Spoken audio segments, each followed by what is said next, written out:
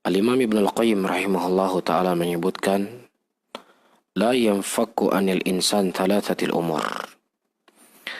Ada 3 perkara yang tidak akan terlepas dalam kehidupan seorang manusia.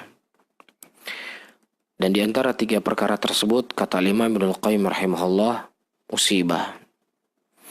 Setiap orang pasti akan mendapatkan musibah. Setiap orang pasti akan mendapatkan ujian dan cobaan. Terlebih orang-orang beriman. Terlebih orang-orang yang mereka berusaha untuk mendekatkan diri kepada Allah, maka tidak akan mungkin mereka hidup dalam keadaan tidak mendapatkan ujian. Tidak mungkin mereka hidup dalam keadaan tidak mendapatkan musibah. Pasti mereka akan diuji oleh Allah. Pasti mereka akan dicoba oleh Allah Subhanahu wa ta'ala. Allah Subhanahu wa ta'ala menyebutkan di dalam Al-Quranul Karim, Ahasiban nas ayutraku ayyakulu amanna wahum la yuftanun.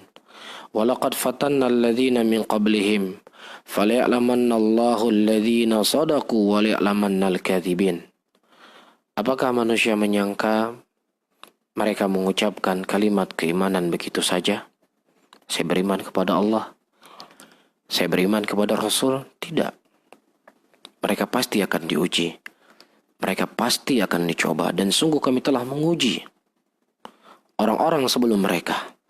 Dan Allah ingin menampakkan siapa di antara mereka yang jujur dengan keimanannya.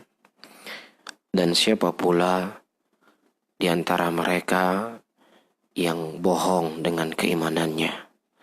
Disinilah kita bisa mengukur diri kita.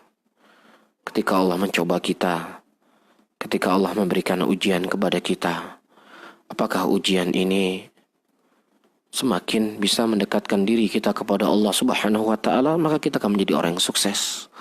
Tapi ketika ujian yang menimpa kita justru kita semakin jauh dari Allah, maka kita akan termasuk dari orang-orang yang merugi.